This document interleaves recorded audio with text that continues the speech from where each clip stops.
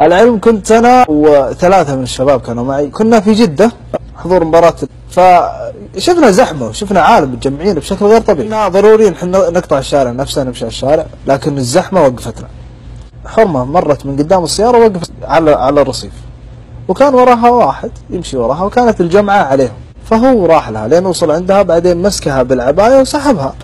مات مع لكت أعصابي، نزلت صارت فيه مدة يد معه. ايه هو شبه هو يعني ما يعرفها، سواء يعرفها ولا ما يعرفها ولا اللي يكون، يعني انا مسكت العباية هذه ما تصير عندنا هنا. انا ما حكمت الا على اللي شفته، وقلت كلمة، قلت روحي يا مرة، سواء غلطانة ما هي غلطانة روحي يا مرة. مثلك يجي رجال في منبر الشعر نصيبه